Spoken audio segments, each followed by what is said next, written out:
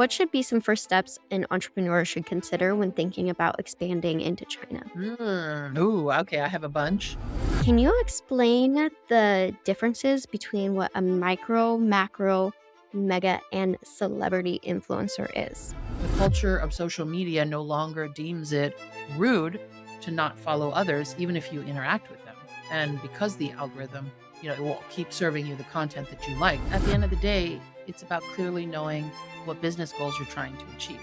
How much time and money you have to spend, and what are the most efficient or effective ways to those goals.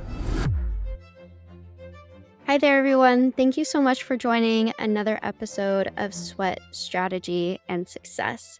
Today, we have the incredible Jenny Bai with us. Jenny is an entrepreneur and global marketing expert with 20 years of experience in amplifying iconic personalities and brands. Her passion for understanding the motivations that drive human behavior has led her to specialize in global talent relations, digital marketing, and international business development. Jenny has worked with over 100 Hollywood A-listers and thousands of influencers to create compelling brands, iconic cultural moments online, and business opportunities globally. Known for facilitating cross-border opportunities between the US and Asia, she is not just a strategist, but a growth catalyst who connects companies with their audiences in innovative ways. Hi, Jenny, and thank you so much for joining me today. Hello. I'm so happy to be here. I love you and I love this podcast. Me too. I'm so excited to learn more about influencers and influencers in China with you. You've worked on some amazing projects, but tell us which one made you say, like, wow, I can't believe I'm getting paid for this? Or was there a moment you thought, like, is this really part of my job? I love that question. I think being an entrepreneur has always had that element of, is this really part of my job? Like that's the good. And or is this really part of my job? The bad, right? Um, something I learned early on is when you're choosing what business to get into, you should always look for two trends that are about to collide in about 2 years, and that will be your sweet spot. So, China and celebrities was that for me about a decade ago. My business partner, Rebecca, and we built one of the first companies that brought Western celebrities online into Chinese social media right after all the US social media platforms were blocked by the Great Firewall. And right before WeChat was even a thing, if you guys know what WeChat is. Um, and at one point, we even became the biggest platform for this type of arbitrage. But to answer your question, along the way, like we worked with a lot of interesting characters from Hollywood, saw a lot of shit go down, but the unbelievable moments of my job were always around getting to be like a firsthand witness of the undercurrent of how iconic cultural moments hop from country to country and how some of the biggest stars in the world, all the businesses that surround them, were almost being invisibly shaped by the trends and the desires of 16-year-old Chinese fans. Wow, that's incredible. You've had the unique opportunity to witness firsthand how cultural trends travel globally, especially through the eyes of young Chinese fans in your work. So tell me, what is it that you're working on right now? Well, our celebrity work has always been global. So we're still putting together cross-border deal flow. So if there are any cool brands listening, you want to explore more innovative ways to align with a celebrity partner, I'm your girl. Um, but both my business partner, Rebecca, and I were personally interested in the wellness space. So we are taking our celebrity work deeper into that realm. We're exploring ways to encourage the patient led revolution of seeking better healthcare outside of big pharma and the traditional systems, especially, in a post COVID kind of world. Helping wellness brands and growth marketing and wellness practitioners build out their personal brands because we want to make sure the content out there is legit, and you're not just learning random facts on how to treat your body via uncertified but popular influencers. And ultimately, we want to create, a kind of universe that welcomes and enables different kinds of healing, whether it's for chronic illnesses or just a deeper dive into the connection between the mind, body, and soul. So more to come on that. Wow, super interesting.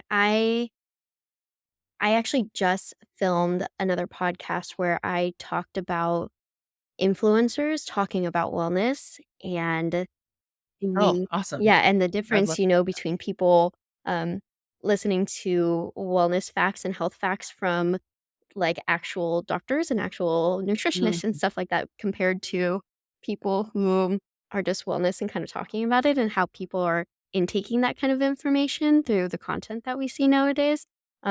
So I love that, it's super interesting. Obviously, something that we all need to get better at is filtering out that information that we see yeah, through the content. yeah, yeah. Um, but I want to talk a little bit more about influencers. I actually put out a LinkedIn post for this episode where I asked people what they were interested in talking about. And the two most popular ones were the wellness economy in China and specifically, and then also learning about influencers. And so I think there's a lot of people out there who don't know what's going on, especially with the rapid evolution of Mm, influencer economy. There's mm, a need to understand the nuances of different types of influencer tiers and how they impact brand strategies. According to Trend.io, influencers build communities for the sake of connecting and helping their followers. Influencers know their audience and what they desire because they are a part of that community. Therefore, in 2017, 85% of marketers engaged in influencer marketing, and 92% said that their campaigns were effective. However, since this time, the influencer economy has become a lot more convoluted. Can you explain the differences between what a micro, macro, mega, and celebrity influencer is? hmm. Great question. I think we can split that into three categories. So the first would be micro, right, for flooding the market with product reviews. I think the second category is the macro and the mega, for sponsored, more professional content. And then the third, of course, is the celebrity, ideally for really creative long term partnerships. So, okay, micro influencers. They're also known as key opinion consumers, KOCs. Their primary job is to be authentic and niche, right? They're just a regular person, just like you and me.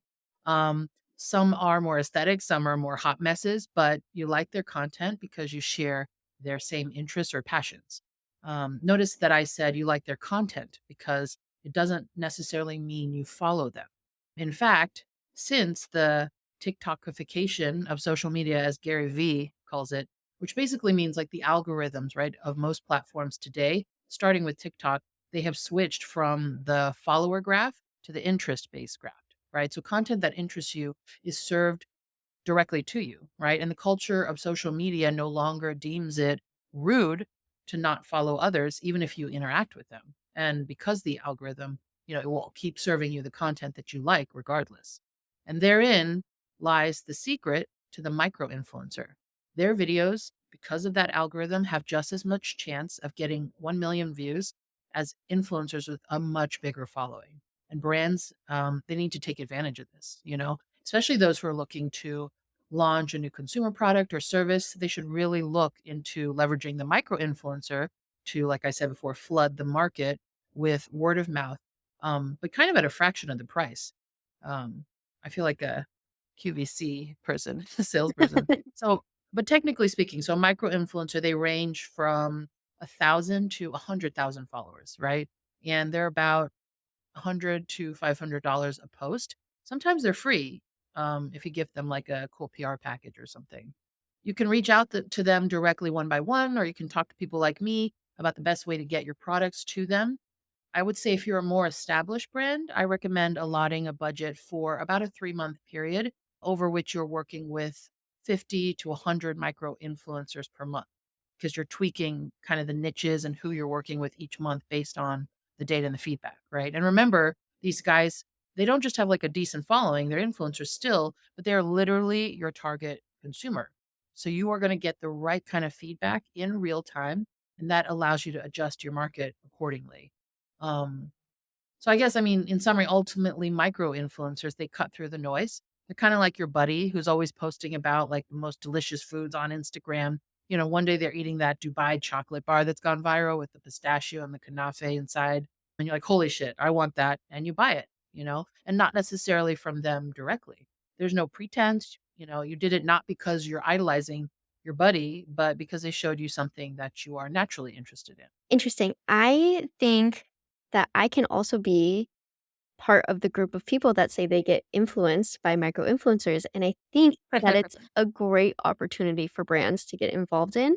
And especially if you're maybe a smaller brand too, correct me if I'm wrong here, Mhm, to mhm. get involved with, smaller influencers because they cost less, but it's also a great way to get in front of people's eyes. After hearing you talk about it a little bit, I want to try to make a metaphor out of what you just said. So let me know if I get this right. Micro-influencers are kind of like that one family member who just, like, loves to talk about the different restaurants that they go to or the different food that they like to try, and they are like the internal family food expert. You may not care about what else they talk about, but you are like, "I know that person knows good food." And when they're gonna talk about that restaurant that they went to the other day, I'm listening to Aunt Linda talk about that restaurant, and I'm going to that restaurant because she loves it and she's talking about it, so it must be good. Am I on the right track here? Yeah, exactly. Yeah, she likes what you like, and that's what you share, and that's why look at her stuff Yeah, or follow her yeah. advice. Yeah. Love that. Okay, I'm Mhm. glad I got that. Okay, so what's next on the influencer Oh, tier? so the second category, macro and mega, right? They are kind of what most people think of when they think, "Oh, I need to get influencers to promote my brand." So macro, they're about 100,000 to 1,000,000 followers, and then mega are 1,000,000 and up.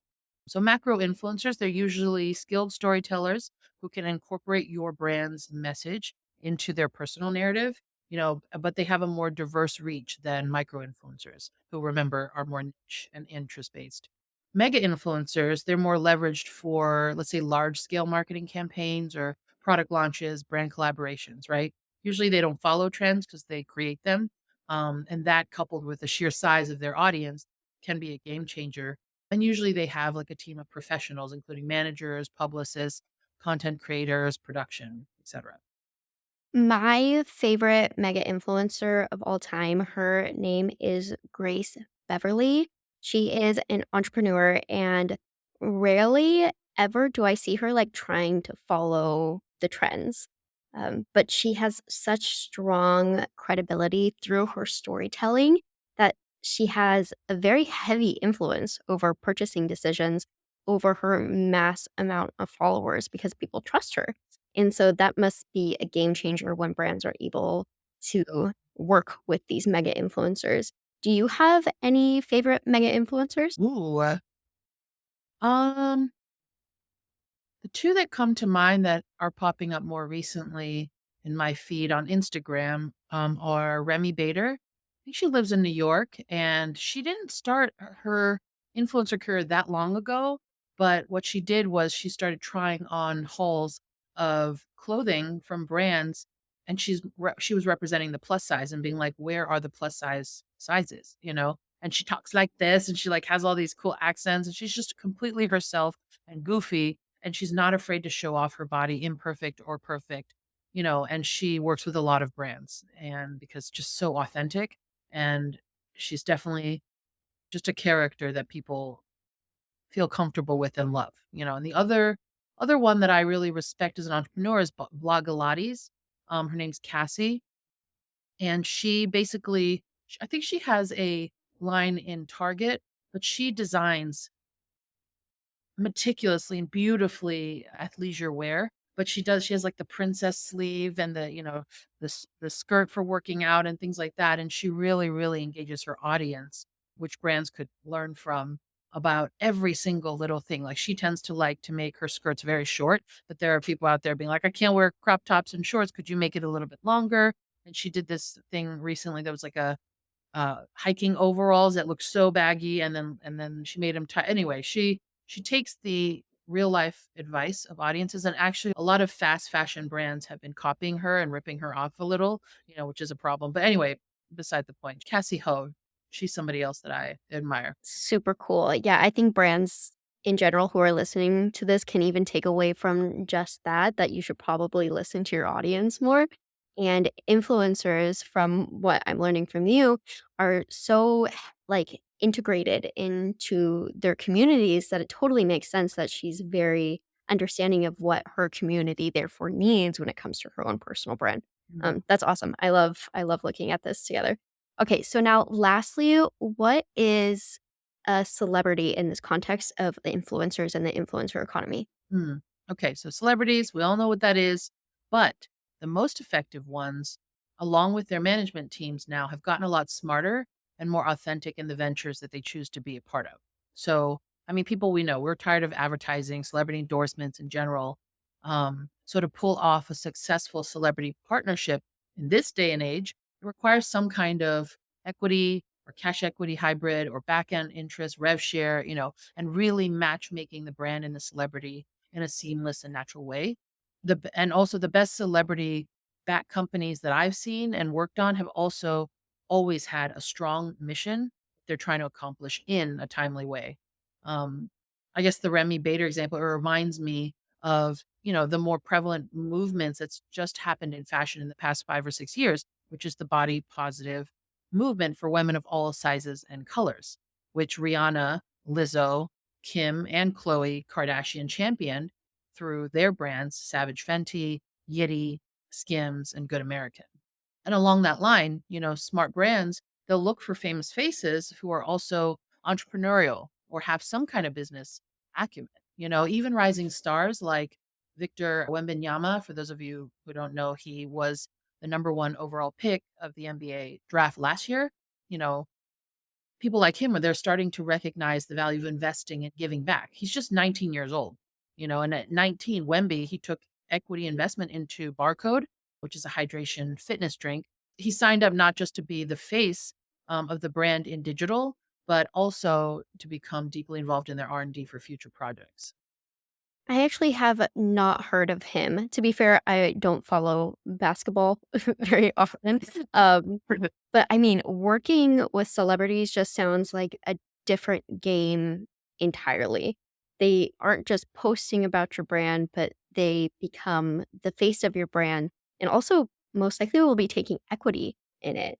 I think that's super interesting in when we're looking at, from a brand perspective what you can get, you gotta make sure that you're going for the right type of influencers, right? And that's why we're talking about this today is because we wanna make sure that people who are entrepreneurs and marketers, they are aware of the type of influencers that they can get and what works best for their brand.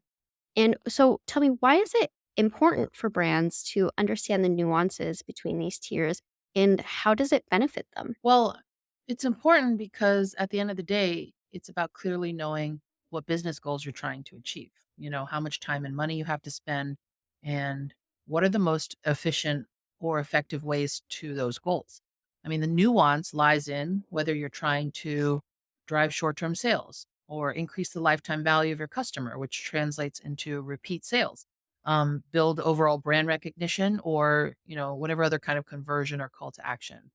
Many companies and brands, they're now hiring influencer analysts or strategists because just like the way everyone and their mother initially approached celebrities 1.0 style, which is spend an inordinate amount of money to slap Taylor Swift's face on a t-shirt and hope it sells out. That's how influencer marketing is being approached now. Essentially, the thought process tends to be overly simple and literal with very little understanding of not just the nuances between the types of influencers, but also the common sense principles that drive human behavior to purchase, or become loyal fans. So, I mean, if you were to ask brand owners who are fairly newer to this game, what do you want from marketing? Or why do you want to integrate influencers into your strategy? Their answers will most likely be something like, I want to raise brand awareness, or I want to make sure my product launch gets a lot of exposure. All very vague, right? But what they really mean is, I want sales. They want to make money and they want to do it fast. And they're willing to chase every shiny object to try and achieve that speed, but most often to the detriment of their budget and sometimes their brand reputation, and influencers now are that shiny object. I want to touch on the specifics of the Chinese market for influencers, as you have direct expertise in facilitating cross border opportunities between the US and Asia, specifically in China. Between a growing middle class, economic growth, and diverse market needs, expansion into China for a business owner may be something that's intriguing to them. But there may be some hesitancy due to a lack of knowledge of the business or marketing landscape in the country. What should be some first steps an entrepreneur should consider when thinking about expanding into China? Ooh, okay, I have a bunch. But let's see. Let me share what I consider to be like the top 5 or 6 things. Um, First, okay, so first you gotta know if the market category you're in is growing or shrinking, right? For example, the health and wellness market is still in its early stages in China, but is one of the only markets right now in the country that's growing like crazy. So for those of you listening to this podcast, if you're in health and wellness, now is the right time to start making moves in China. But the luxury market, on the other hand, it's wonky, you know. But if that's where your brand is, know that at least things have shifted from like flashy logos from the old government gifting days to discreet luxury.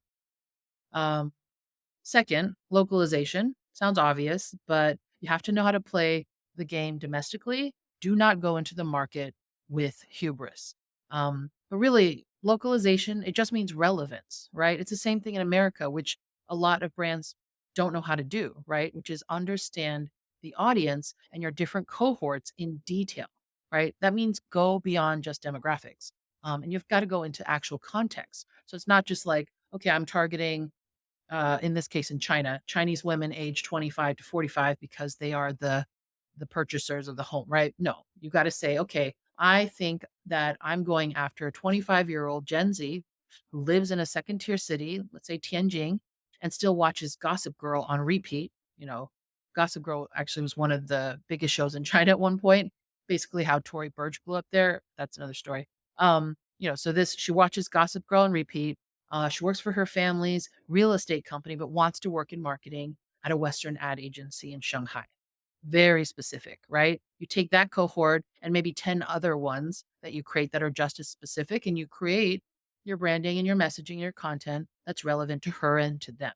And within that, you have to know their pain points, right? What tangible symptoms they're experiencing every day in their life. And you have to know how to position your brand as the solution to kind of their problems and their desired outcomes, right? It's very simple, but even though it may not be easy to execute. Um, let's see, 2B, localization. So localization also includes, I would say, pricing. Something just a pro tip.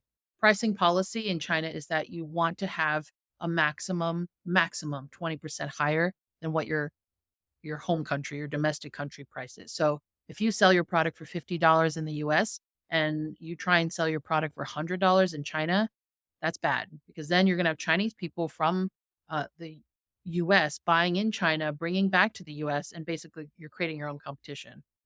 So this is happening a lot, especially in the luxury business. And so you need to make sure the gap between your US or your home prices and your China market prices is no more than 20%. So in that case, $50 in the US, $60 in China, that's reasonable. The third thing, simultaneous to localization, is do you have brand recognition in the States? So even though China started going through a major nationalistic wave during and post COVID, where now there's much more loyalty to domestic brands and narratives, when they do buy Western brands, they still look for ones that stand out in credibility or intrigue. Um, an extreme example of brand recognition is when James Harden, again, another NBA player, he sold out 10,000 bottles of his wine on Douyin, which is Chinese TikTok, with a local online celebrity named, his name was Crazy Brother Young. 15 million viewers, and 14 seconds in to the live stream, 5,000 orders were placed at $60 for 2 bottles, $300,000 in Wow, sales. no Yeah. way. Um, of which, by the way, Young, Crazy Brother Young, he probably took 40 to 50% in Woo, commissions. go him. Uh, yeah. Well, I mean, that's standard. So that leads me actually to the next thing. You need to decide before expanding into China. So number 4 on my list is, are you going for growth or profitability? Very different efforts, timelines, and budgets. And that actually determines number 5, which is which platforms and channels are right for your sales. Are you starting online or going offline? If online, will you go domestic sales or cross border sales? And if going offline, can you withstand the timeline it takes to get your products registered? Um, and then all of that kind of is wrapped up in the what is it, number one, two, sixth? The sixth, financial constraints, right? China is not an organic market. It's always been pay to play. Do you have enough money to sustain your growth versus profitability goals?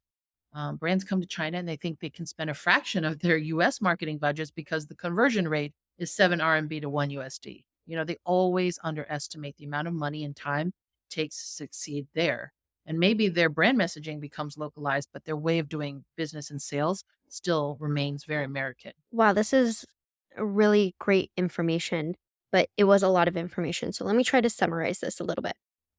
So, to successfully expand into China, brands must understand market dynamics and prioritize localization to resonate with diverse consumer cohorts, as they would in the United States. To determine the choice of platforms and strategies, a company should make a decision about focusing on growth versus profitability.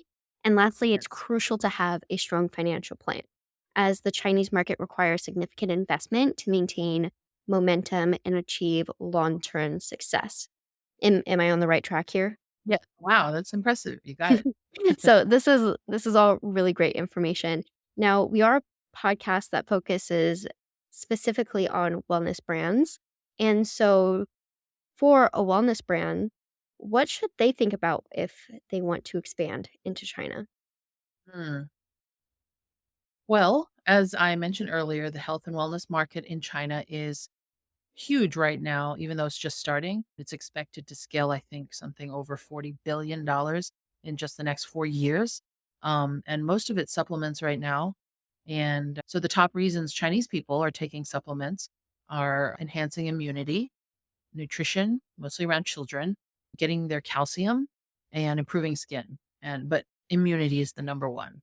And they're willing to spend a lot of money on this. Like they're averaging around 5,000 RMB, which is around $800. Um, but if you're a supplement, or any kind of consumable wellness product from the States, the first thing you need to think about is whether you're open to altering your ingredients, because there is a potential that some of those ingredients don't fall on the white list. So China has a white list of ingredients that all consumable products must adhere to. So that's one. The second thing is you should think about, again, like I said earlier, if you're looking to achieve growth or profitability. So let me give you an example. So our group, we started working with a popular multivitamin brand from the States a few years ago. And after 3 years of operation in China, they were able to do just under 20 mil USD, but through cross border sales, which means only online marketplaces, not offline retail. So they started with profitability as their primary goal. What they did was they did a ton of content dissemination with just a few influencers during the first 2 years. They reached about five, six, $7 million. Growth is usually 4 to 5 times smaller in this scenario, but they were profitable, right? But then they changed their focus from profitability to growth, and they jumped from let's say 6 mil to about 18 mil USD by switching their business model from one platform to another. They switched from cross border e commerce on Tmall, which is like Amazon, to regular domestic e commerce, or let's say called social e commerce, relying almost exclusively on live stream influencer sales on Douyin, Chinese TikTok. Um, but this is growth, right? Not profitability, because as mentioned earlier with Crazy Brother Young and James Harden, live stream influencers, they take about 40 to 50% commission of the GMV, the gross merchandise value. So then by year five, this brand, they'll go offline so they can grow even faster, and they won't have to share such a massive cut from the influencers. But you can tell the difference, what a big difference is based on your choice. You have to be very clear on which one. Yeah, you really have to have a strategy before entering the market. It can't just be like oh, well, the Chinese market is huge. Let's go jump on in. You gotta have a strategy beforehand, which totally makes sense. Now, I want to kind of cross the paths of what we've been talking about during this podcast between influencers and your expertise in the Chinese market. If a brand wanted to expand into China, Would building out influencer campaigns be a strategy to consider? Yes. Um, absolutely. But you have to get comfortable with live streaming. It's all about live streaming with the KOCs, key opinion consumers, the micro influencers, and the KOLs, which are key opinion leaders, the macro and the mega influencers. Um, but I'll tell you what, finding the right ones are hard. And this is the problem we have with live streaming sales globally. Just because you're an influencer doesn't mean you'll automatically be good at live stream sales, right? Being an engaging, detail oriented, charismatic salesperson is a high level skill. It's like QVC on steroids, and it's hard to train. My hot take is that instead of influencers, we should be working in general with more entrepreneurs or professions that involve real sales and build those people out as our new generation of live stream hosts, right? You have to be well rounded, have critical thinking skills, be quick on your feet, be able to code switch. You have to know each product you're presenting inside and out to answer questions and allay concerns. Um, but again, in China, even if you find good influencers, you're going to have to look at the budgets differently. Instead of being like, oh, I'm going to allot 10 to 30K, per month in marketing for retainer to do this, XYZ. It's more like, okay, you find the right price point of your product. Um, and how much of that are you willing to give to the influencers, right? And the cost on top of that comes from finding the right influencers, managing them, especially since health is such a sensitive topic. A lot of Chinese influencers refuse to do supplements just because it's so sensitive. And it's extremely time consuming, and you have to contact and vet them one by one. So you're looking at more like an influencer activation budget. So, if a company were to want to start using influencers, they should probably also consider having that as maybe a team, somebody who specializes in bringing on influencers before even considering going out there. So, you've been talking along the way about different social platforms, and it seems to be like a very influential mechanism for marketing in China. So, to start wrapping up this podcast a little bit, what are the key digital platforms in China that brands should consider for influencer marketing, and how do they differ from Western platforms, if they do at all? When I started out a decade ago, it was Weibo, which is kind of like Chinese Twitter.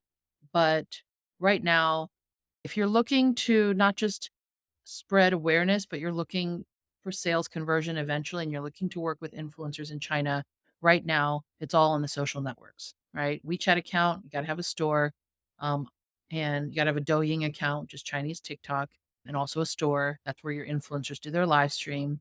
And you should probably have a Tmall flagship store and Tmall influencers. And definitely know that a website is not mandatory. In fact, it's almost completely useless. Very few people search for websites. To me, it doesn't sound too much different than how Gen Zs in the West are operating with brands nowadays. Many of them are looking on TikTok or Instagram to do their research or buy directly from the TikTok shop. I don't think we've really gotten to the point yet where large portions of the population are buying directly from TikTok store, but it seems like a place that we're heading and something that if somebody were to expand it to China as well, that they should really consider using social platforms for their own marketing. I kind of want to wrap this up a little bit by asking you as an entrepreneur, are there any words of encouragement out there to provide to other entrepreneurs or people thinking about making the jump? I think for me personally, entrepreneurism has always been an inside out game. The inner growth that I have always affects the way my professional life is going.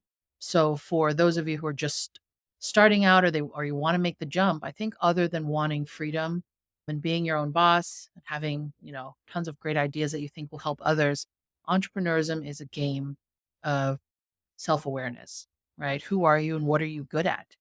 What passions do you have that you can pull together and monetize, right? Starting a business is not for the weak, and the mistakes you're going to make, they might resonate with others, but they are going to be very customized to your own situation. So don't follow others. Don't compare yourself to what others are doing, what their successes are. Spend a little time becoming more aware of your own strong suits and your unique core talents, and build from there. Well, that's so great. Thank you so much for joining me today, Jenny. I feel like Of I have course. learned a lot, and I hope other people who are listening to this podcast learn a lot as well. And I'm looking forward to all the incredible things that you do. And thank you again for joining me. Thank you, my dear. Ask great questions and you're very eloquent.